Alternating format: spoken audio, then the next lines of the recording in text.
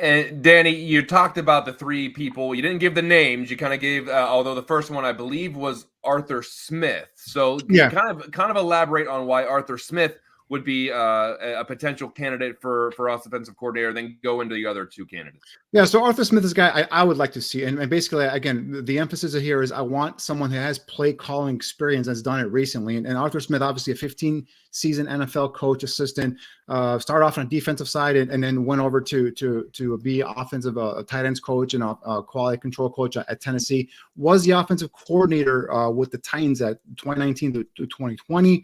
Actually, Ryan Tannehill made the Pro Bowl with Smith as his offensive coordinator in 2019. So then obviously he went to Atlanta. And I think with Smith, what he brings is he brings a system that's got a multiple, takes from things from the West Coast, from the Eric Coryell stuff, and from some of the wide zone scheme from the Shanahan stuff, and he mixes all in. But he bases it on what he has around in terms of his offense. Like Atlanta, they got some nice, talented skill position players.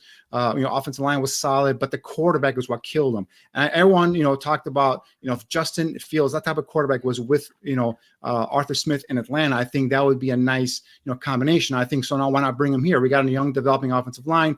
We got DJ Moore outside. We got Cole Kmet. Hopefully get another offensive weapon on the outside. And he builds a game. The offensive line, it's a physical offense that's based off of the run game, right? It's a lot of 22-man personnel, 13-man personnel, but everything's built off of the play action and built off of that physical dominating run offense. And I think this is a guy that can come in here with add some more weapons, and with a kid like Justin Fields, and I'm thinking about Fields and putting him in a position to succeed would be a nice a piece to go ahead and build the offense around Justin and some of the skill position players on the outside. So again, he's a guy that just got to let go. I'm not sure if he's looking to get back into being an assistant right away, or if he's trying to maybe put his name into being a head coach. Again, we'll see. It didn't end too nicely there or too kindly there in Atlanta. So I think this is a guy, again, depending on what they do, is a guy they could probably bring in here as a guy who's done it before, a play caller, that guy that can build it off of a physical run game. The other guy I have is a young guy, is an up and coming guy. He's been in the league for 12 seasons as an assistant coach. And if you want to keep the same type of scheme, which is that Shanahan, McVay, wide zone, inside zone scheme, Clint Kubiak is a kid that's right now is the passing game coordinator with Kyle Shanahan and the San Francisco 49ers, right? So if you want the Shanahan offense, go get it from a guy that his dad ran the offense, and Gary Kubiak. And so Clint Kubiak has been an offensive assistant, like I said, with Minnesota, with Denver. He was the offensive coordinator with the Vikings in 2021, and Kirk Cousins made the Pro Bowl under him. He threw for over 4,000 yards, 33 touchdowns, and 7 interceptions. So again, if you want to keep that wide zone scheme, because you're already kind of drafted for that system, Clint Kubiak, at 36 years old, is a guy you could bring in. That's a guy that intrigues me as a young assistant that can come in here and be a play caller. Again, if you want to keep Justin because he's familiar with the scheme, or if you want to go ahead and bring another quarterback, and as we've seen, this is the same system that they're running over there in Houston now with CJ Stroud. So it's a quarterback friendly system.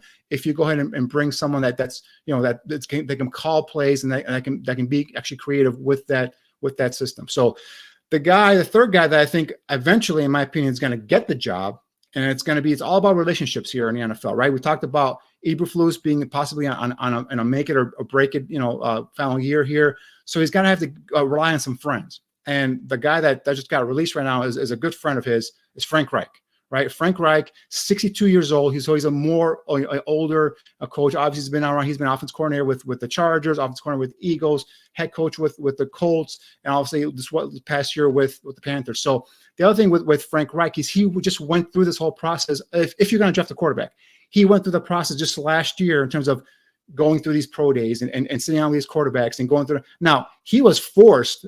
Bryce Young was forced on him by the owner.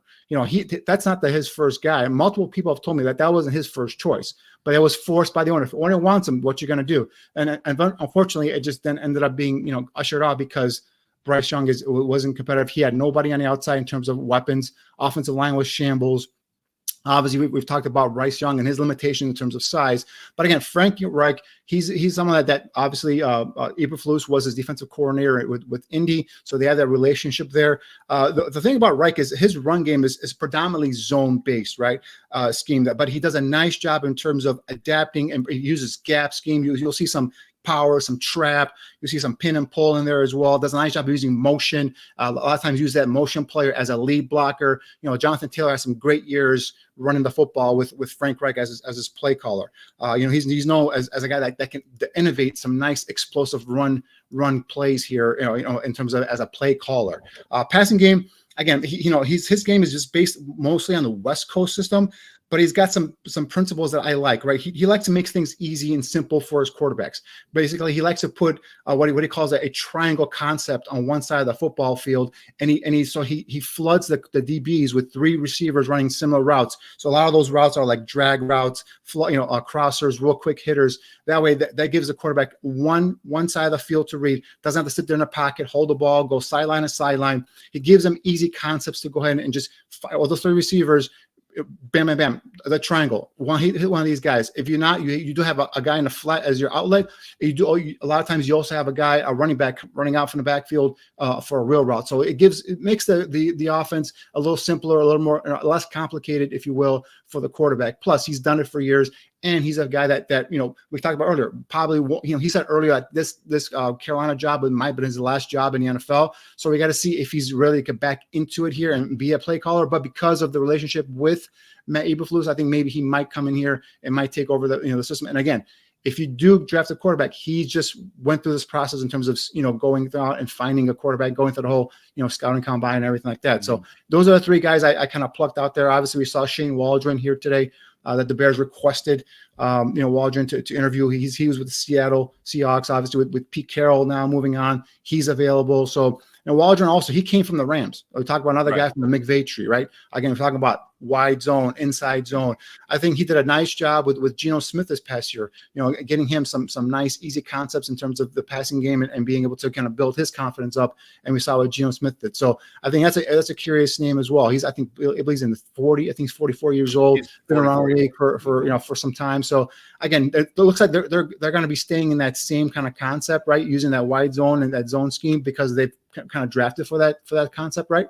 So I think Clint Kubiak will make sense. Shane Waldron makes sense, and obviously I think if they push comes to shove, he goes to his buddy Frank Reich if Reich doesn't want to take a job. Yeah, Waldron's an interesting name. He has an array of experience. Like you said, 44 years old, but has a lot on his resume. He was the offensive quality control coach and the tight ends coach for New England in 08 and 09, where they won a Super Bowl. So he's been under Belichick as a coach. And like you said, he was under Sean McVay as he was the tight ends coach there, then the passing game coordinator, then the quarterbacks coach and the passing game coordinator before he ultimately got the offensive coordinator job with Seattle. So a nice array of experience where it's not like the Matt Nagy where he just kind of followed Andy Reid wherever he went. He was under that same system the entire time. He was with New England. Then he went he was in a couple of different independent leagues. He was with UMass as the offensive line coach at one point. Was with Washington as the offensive quality control coach in 2016. The guy's been all over the place. So that's you're kind of dipping into a bunch of experience there. Just some background there on Shane Waldron, who was the Bears have requested an interview with him, which would be a very interesting candidate there. Aldo, what route do you think that they might go, or who would you like to see? Is it one of these? Is it an older, experienced offensive coordinator, or is it an up and comer? I would be totally open to interviewing both candidates. And anytime I'm asked a question like this, I like to kind of focus on the questions that I would ask this potential offensive coordinator. So I would ask, what do you think about Justin Fields? What are his strengths? What are his weaknesses? Take a look at this game. How would you have changed the play calling from what we had from Luke Getsy? I wouldn't even mention his name, but what we had, and what would you do in order to preserve this lead? We're up by 3 touchdowns. We're up against whatever.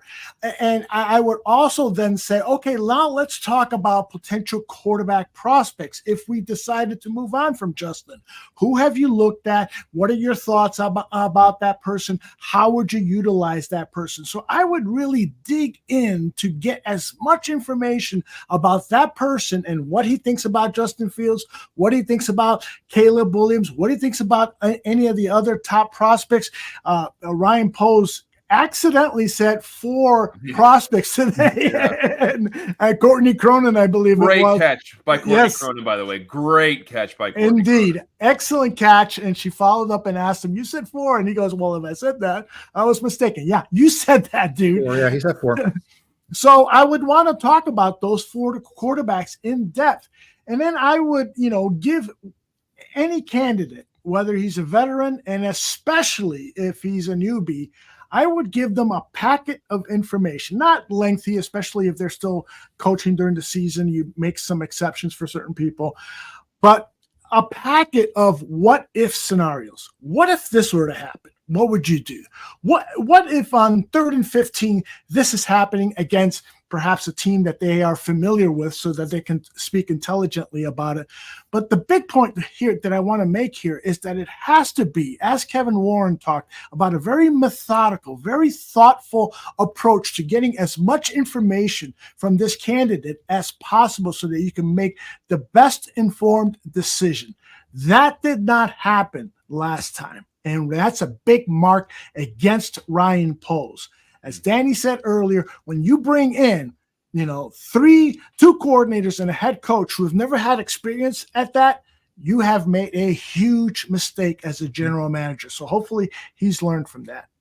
Well, you bring up Ryan Poles, and that's what the next question I want to ask, and I'll start with Danny. So far, I know that you've had some questions about Ryan Poles and some of the moves that he's made, but coming out of year 2, what grade do you give Ryan Poles, given what the roster he's built, the coaches he's hired, the decisions he's made, the trades he's made, the draft picks he's made, all encompassing? Go ahead and give Ryan Poles a grade after 2 seasons.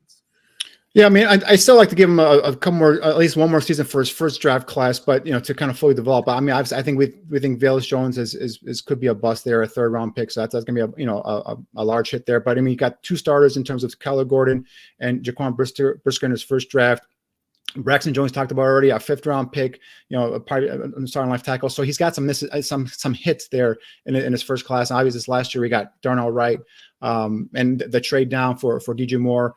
I think that's and obviously I think the best move was getting Montez Sweat, and that's the one thing that I've kind of dinged Ryan Poles on was when he did the teardown, he started attacking not the offensive defensive lines, and that's where I wanted him to attack. So now he's come back and he's done that with the Montez Sweat trade. He's done that this year with the 2 kids inside. We saw Dexter get better there in terms of the young guy developing.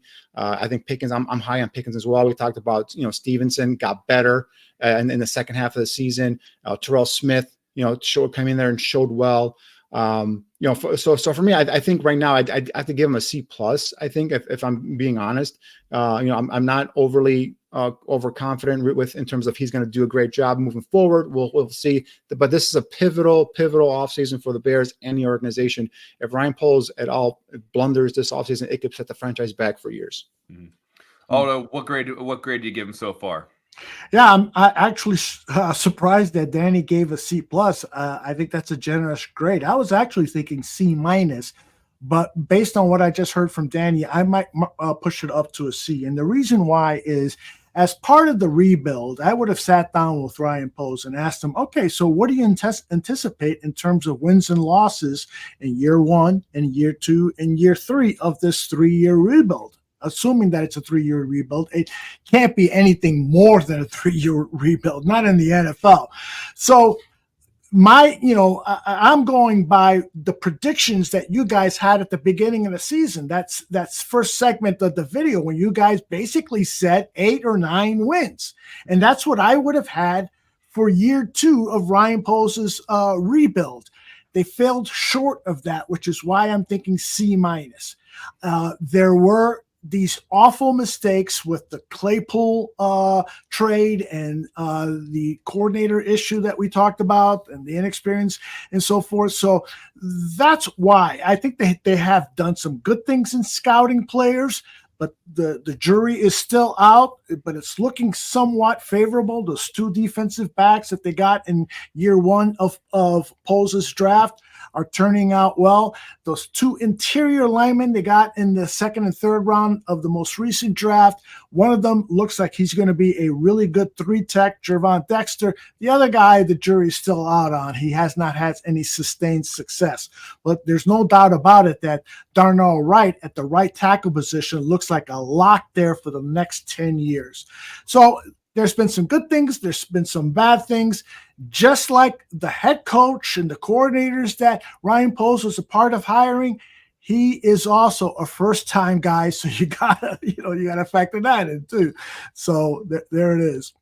I can't believe I'm going to be the highest, but with a C+. But I'm gonna, just because I like what he did with the cap situation, because I hated how Ryan Pace had to handle it, where it was chasing bad money with bad money. It's like, I screwed up a draft pick, so I gotta go get Allen Robinson, or I screwed up the quarterback, I gotta go get Nick Foles and Andy Dalton. I screwed up I let Leonard Floyd go. We didn't bring up his option, so we gotta go get Robert Quinn. It was always chasing free agents with bad draft picks, and what you put yourself in salary cap hell doing that. And so Ryan Poles was in charge of clearing that out. He's made some good draft picks. They're going to be able to sign some of these young players whenever, like that was the thing. Like the Bears they didn't retain anyone that they drafted. Like that was the main thing that we saw a few years ago. There weren't any first rounders left on the team because they're all gone.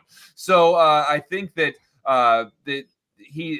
I wanted to give a cop out and say incomplete, but I gave a C+ just because, like Danny said, next season really is make or break, because there are franchise altering decisions that you're making now. You already made one by bringing Eberflus back, and now you're gonna have to do another one with who's running the offense and what are you doing at the quarterback position. These are career defining moves he has to make. They are franchise-defining moves that he's going to make for the next 4 or 5 years that are going to impact this team. So we will see, especially and if they, even if they choose to move off of Justin Fields. Danny, you and I had this conversation last week. Are they sold on Caleb Williams, or could they trade back and take Marvin Harrison at 3 and then draft Penix at 9? Or so there's a lot of different things that could be happening here. He dropped some crumbs today in a press conference, Ryan Poles, for me. And if you've noticed, I don't know if it was Courtney, who does a great job covering the Bears for ESPN 1000 with that question. But they said, what's the thing you're going to look for in terms of your quarterback? And he's like, and he made a point. And I think he's talking specifically about Caleb Williams. He said, it's not about the tape, the talent on the tape, because we can turn it on, we can see the talent. It's off the field. Is this guy a leader? What makes him tick? And I think that was directly going at Caleb Williams, because I've been saying since the season started that I was told that Caleb Williams on the field, talent-wise, can make all the throws, quick release. He's got the ability to be a dual threat. He's got a lot of talent, right? But the thing is, off the field, there's a lot of off the field questions scouts had going into this season. Okay, and then I think some of those questions were not answered. I think some of those questions were there were more questions added to them because of some of the way he acted with the media. After some adversity with losses at USC, and then one of the team for me, guys. I don't know if you guys saw the bowl game with USC where after the game they asked Lincoln Riley, the head coach for USC, in terms of how was in terms of the game. He said, "This is the most fun I've had all season coaching this team."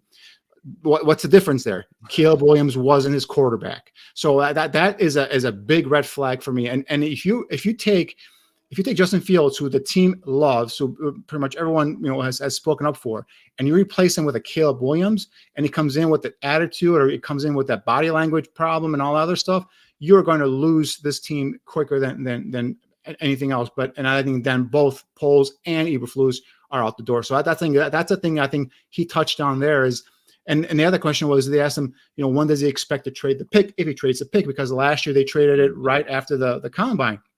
He goes, I expect to hold on to this until April, meaning that he's going to go through the whole process of meeting these guys, doing, having them come into the building and all that stuff, whether it's Caleb or Drake May. I think that's what they're going to be doing here. I think they're going to hold on to this, and they're going to do the due diligence. But one positive for me, at least, is that he didn't give up on Justin Fields. I think he's a guy that didn't just say, obviously, there's trade value there for Justin if he decides to move on. But I think, and I do believe Poles when he says is that he's going to go through the process, and he did see Justin improve And there was things where he said he wanted him to improve. He mentioned that the 2-minute stuff at the end of the games.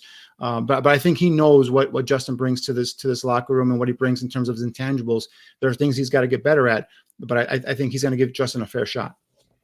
Another interesting thing I picked up from that press conference, I think the question, and I'm paraphrasing, is like, if you bring in a rookie quarterback, does that change your expectations next year? As opposed, like, are you rebuilding? Or the essence of the question was, do your expectations for a successful year change if you bring in a new quarterback? And basically, they said no. And I thought I found that interesting. But then you look at some of the teams this year who made it work with backup and young quarterbacks. CJ Stroud's they won the division this year with a rookie quarterback. Joe Flacco is taking the Browns to the playoffs. The Browns were in playoff, or the Bengals were in playoff contention with Jake Browning until the last couple of weeks. The Vikings were in playoff contention with whoever the hell they were playing at quarterback for the last couple of weeks. So I can see why it's like we're building the team, and when we expect the quarterback that is going to be able to take us to the playoffs. So I found that to be interesting. And another point, Danny, I think that you tweeted, or maybe you were responding to Greg Gabriel, was if you bring in Caleb Williams, a hard-nosed offensive coordinator like Eric Bieniemy might be in order to coach him hard to turn him into something. Yeah, Caleb is a player that needs to be held accountable, right? And if you're going to bring in Caleb Williams, you need to have a coach, a play caller. In this case, it's going to be offensive coordinator or the quarterback coach that's going to hold him accountable to, because he's got the same stuff that everyone complains about Justin in terms of holding the ball, playing that hero ball, not getting rid of the ball in time, or holding it loose and away from his body, some fumbles and all that stuff, because he can make things happen at the last minute. So he's a guy that's going to have to be coached hard. And the one thing about Eric Bieniemy, and I'm not a big fan of his philosophy, especially after he against the Bears, he had Howell throw 50 consecutive passes. I'm like a guy coordinator who concentrates on the run game, but in terms of how he coaches, I think he's a guy that will hold Caleb responsible, will hold any player he coaches responsible and hold him accountable. I don't think Matt Eberflus is someone that will hold a kid like Caleb Williams accountable. I'm sorry. You and I have talked about it before, John, in terms of you need an adult in the room. And there's a lot of times I just don't see Matt Eberflus being that guy, that can, sit down a player and say, this is what you're going to do. I mean, hell, he couldn't hold Luke Getsy accountable for any of the stuff he do. He couldn't go to Luke Getsy and say, hey, we're running the ball here. So I just think if you bring in a guy like Caleb Williams, you need to have a play caller that's going to hold him accountable. I got to add this real quick. The problem that I have with Eric Bieniemy, and these are allegations made by players like LaShawn McCoy, is that he gets really belligerent and profane in his criticism directly towards players, calling them names, yelling at them at practice, and so forth. And the players don't particularly like that. That happened at Kansas City, and Andy Reid was there as a buffer. And it happened at Washington, where particularly during the preseason, players were just very upset at how hard he ran them and so forth.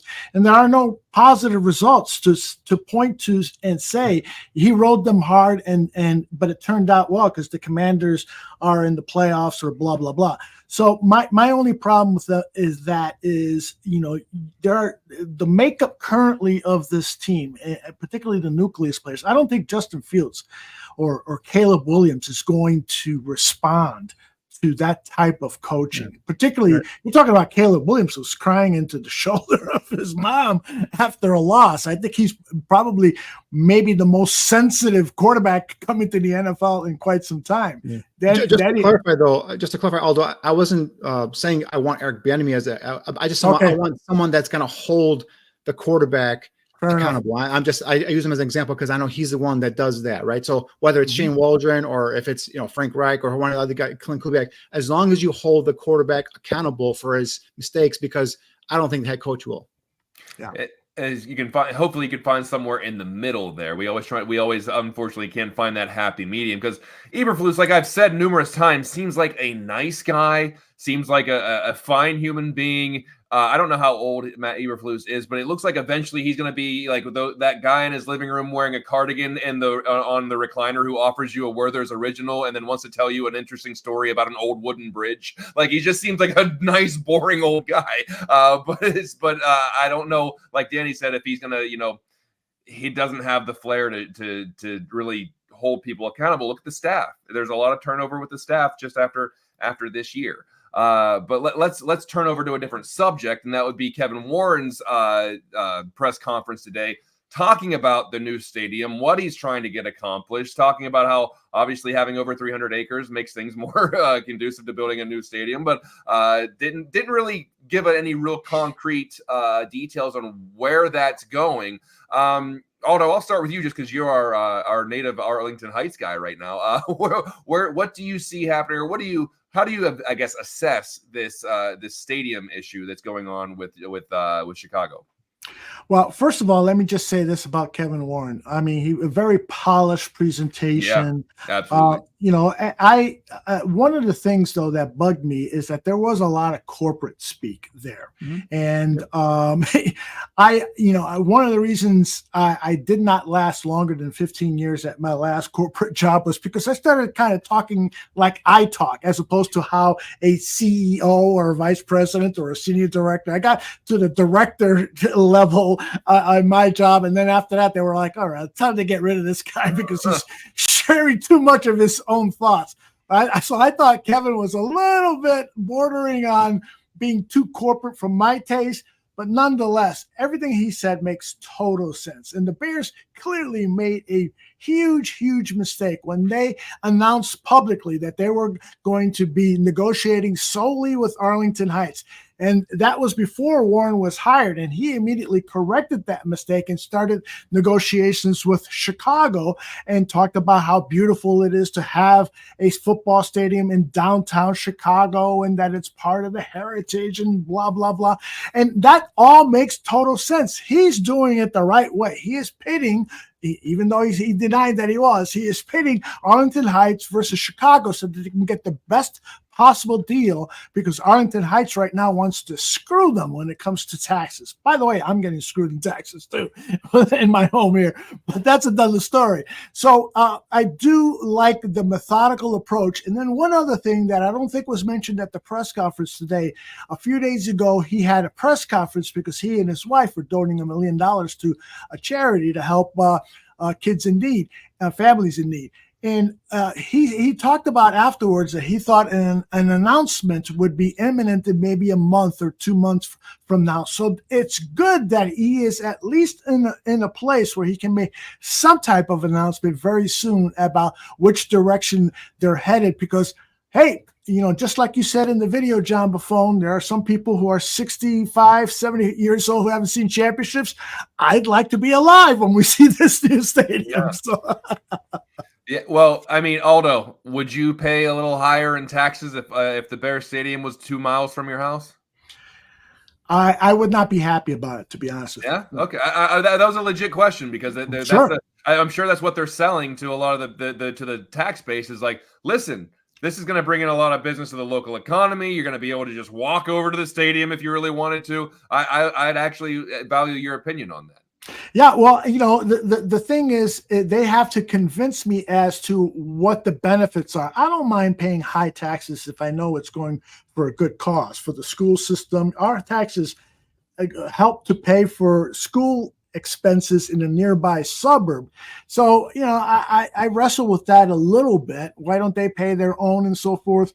But I am a good citizen, and so I'll let that slide. Now the Bears would have to tell me this is where the tax money is going to before I could offer a really knowledgeable response. Would that increase your property value there, Aldo, if they moved in? That's the other thing. From the research that I have done, when Las Vegas and the Rams built their new stadium, it helped increase property values. Now, I have read a couple of differing points of view on that, but the research that I have done tells me that it would increase my property value, which would be great. And you could sell a parking spot in your driveway for about $50 a day every game day. Make a little side money there. Every time we have bear flies here. You can help us sign T. Higgins. There you go. I like that idea. Unless I'm in town and then I have a reserved parking spot there in Arlington Heights. So there you go. That's a little different. But Danny, what do you think of the whole stadium situation? Where would you like to see it? Pros and cons, if there are any. How do you feel about that? Yeah, I mean, I think it's all just laid out real nicely there. I think he is using the city as leverage because the Bears obviously Ted Phillips was running this thing and he was couldn't get out of his own way. So that's the one thing about today's press conference is seeing a professional CEO of an organization come out there instead of Ted sweating all over the place. But I think what he's doing now, he's using leverage, the city versus Arlington Heights. I think eventually, if they bought that land, I think they're going to eventually, strike a deal with Arlington Heights. This is just negotiation back and forth, and I think eventually we will all be, tailgating in Aldo's backyard and walking over to the Bears game as they built that stadium. I don't know where was it 2026 is when the lease they can get out of their lease at Soldier Field, I believe it is. Is that what it is? 2026, or is it later? I think it's a little later than that. Yeah. So it might be a couple years here and there, but I think eventually when it's all said and done, it'll be out in Arlington Heights. Mm-hmm. Yeah, I just think that there was probably some roadblocks there that they weren't foreseeing. They thought this was going to be easy peasy. Everyone's on board. We'll give you all the money. Taxes, they're going to be fine. They get who's building the roads. What's going on with this? Oh, who cares? We're just going to announce we bought this. We bought this, and everything else will fall into place. Well, it's not exactly falling into place, but I think Kevin Warren is dedicated to having a world-class stadium that I think that he would eventually want Chicago to host the Super Bowl. I think that that's one of those things. And then you're going to obviously, for that, you're going to have an enclosed stadium. You're going to have a dome stadium. They, from what I understand, the idea of having a retractable roof was not brought up. It was just going to be a dome. So we'll see where they're going to go with that. They probably want to host the Final Four. They probably can have big political conventions there in Chicago or in Arlington Heights. They and like I've said before, you maximize your profit for all 12 months rather than just whenever it's nice and sunny in Chicago, which is about 3 months out of the year. So you can have concerts there, you can have conventions there, and you can do that in December, January, and February. Where in Soldier Field, you're probably not doing that. So we'll see where this goes. But fellas, the last thing I want to talk about before we wrap this up is some of the position groups that need to be targeted as in the offseason. I'm not just talking about the draft, I'm talking about free agency as well. I haven't really dug into the free agent list yet. Usually I'm all over that, but I haven't really been looking at that yet for some reason. But as far as draft and free agents, Danny, what positions do you see the Bears targeting in the offseason?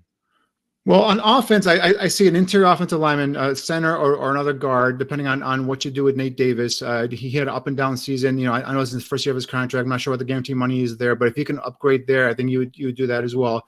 They're going to be in a spot here in the draft, probably with that 9th pick, depending what they do with that first when they trade down, now to have an option of getting maybe the top 2 tackles in the draft, left tackles, right?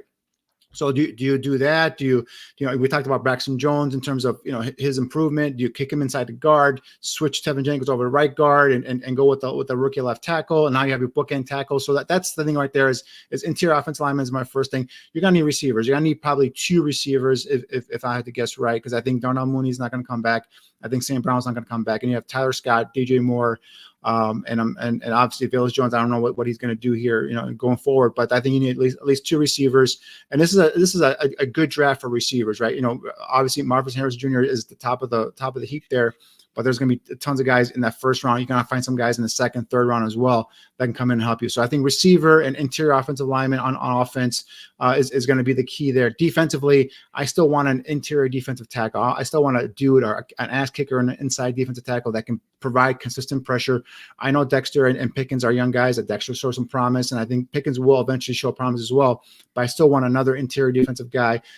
But first and foremost, I want a speed edge rusher opposite of Montez Sweat. That's the guy I want to go get there, and I think you can get that in the draft as well. You have to go out there and spend big money in free agency too. So I think a speed guy, doesn't have to be a guy that's going to be necessarily a 4-down guy or a run stuffing guy. I think he's a guy you can just bring in on nickel packages or any passing down and let him kind of rush the passer opposite of Montez Sweat. But he's got to be a quick twitch, first step guy. That's on defense. And then in terms of, just kind of overall, I obviously the quarterback position, we'll see what happens there. But I think once you add some couple more pieces to that defense and kind of fortify his defense, especially since you're bringing back the coordinator or you're bringing back the head coach who's the quasi coordinator, I think that unity, that ability, and Jalen Johnson without question, and as a guy you should probably resign as well as Jalen Johnson. So I think that that group playing together again, building and a couple more weapons there, on the outside and speed rusher. I think that's going to help fortify them there. Aldo, what do you think were the main positions they target in the offseason are? Yeah, I think if you've made up your mind that you're going to keep Justin Fields, then you should really look at things through the prism of how can I make his job easier. So one of the things is, as Danny said, a premier speed rusher who can help get short fields for the offense will be huge. That is really the equivalent of getting a 1,500-yard running back. So I would start there, and I would then also try to get him another offensive weapon. There are in the first round going to be 3 or 4 great wide receivers who should pan out. We won't know for sure, of course, but these guys are good gambles. So I would target a pass rusher and a wide receiver, and then in free agency, I'm targeting a veteran center. Even Connor McGovern, the guy who is hurt and probably won't be ready for the start of the season, I would want somebody like him who is a veteran and can work with Justin Fields and become best buddies and so forth. Now, if you're going to draft a quarterback, then I think you have to really, really work hard at providing that quarterback with the safest environment from a pocket standpoint, whether it's the mobile quarterback, Caleb Williams, or the traditional pocket passer, Drake May. You want to really, really focus your energies on providing an offensive lineman. And so maybe that means knocking Braxton Jones inside as a backup to either one of the 2 guards, or maybe he's fighting for a starting spot, and getting a left tackle who you can count on is going to protect this quarterback's blind side.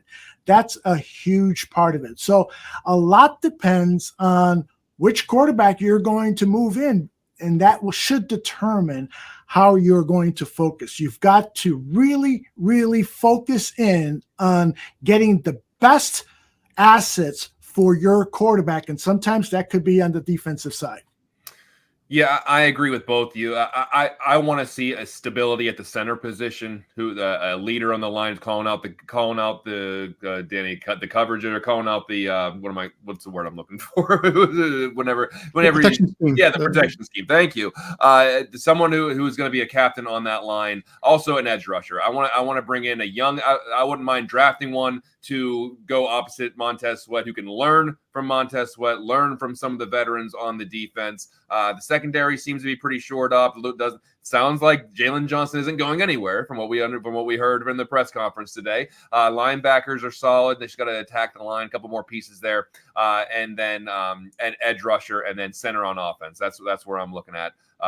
One more spot I forgot to mention is a flex tight end to replace Robert Tonyan, opposite of Cole Kmet. Yeah. That's another piece. If you can get a guy, whether it's veteran free agency or in the draft, another valuable option where they can give the quarterback, whether it's Justin or whoever else back there, another safety valve to be able to get rid of the ball quickly and get out. Like guys like Donald Parham, I think he's a free agent from the Chargers. We saw a video highlighted him scoring there. But guys like that, guys that can be flexed out in the slot position, and because Cole's more of a inline blocking tight end, but I think someone that can complement him would be nice. Now I think Brock Bowers is the kid from Georgia, has been highly rated in terms of going to top 10. I don't see a top 10 in him, but so if he drops down, the Bears trade down, that could be an option later on in the draft as well in the first round. But someone like that, someone that can flex out and be a nice complement to Cole Kmet will give you another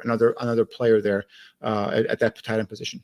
One of the interesting things about Cole Kmet, though, is that he has proven that he can be an inline tight end and also be used flexed out as a pass receiver. He's gotten better and better and better. So the way I would approach this tight end is see who's available and get the absolute best, whether he's a pass catching tight end and then use Cole more for that inline blocking, or whether it's a blocking tight end. Hey, I wouldn't mind seeing Mercedes Lewis back. I think he's a perfect third level tight end. But I would make my decision on the tight end based on who is the best regardless of what position, because you got the flexibility in Cole Kmet. He can play either position or both.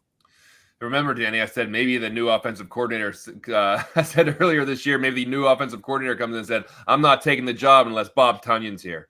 they're gonna re-sign Bob Tunyon. Like, no Tunyon, no job. Listen, we're gonna make this offense run through Bob Tunyon. So he's also going to the Jets. See, he's a friend of Aaron Rodgers, so he'll be a Jet too. Yeah. Him and Getsy are both going. They're going to be Jets next year. Gentlemen, before we wrap this up, let's go around the horn. Aldo, it's the off season, but it's not really the off season for the barroom. Tell us what's going on, what people can expect, and why they should hit like and subscribe.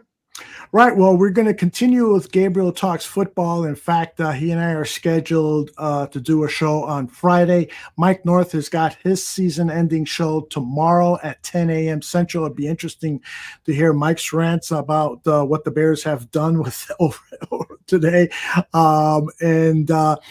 Beyond that, we're going to have lots of draft coverage led by my man here, Danny Shimon.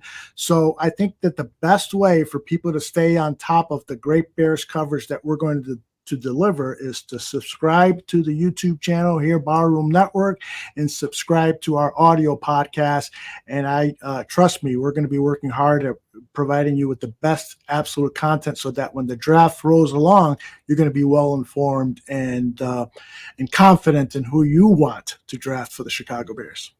Speaking of the draft, Danny, the regular season is over, and so is the college football season. Everyone else's off season is actually your time of glory. Tell us what you're going to be working on.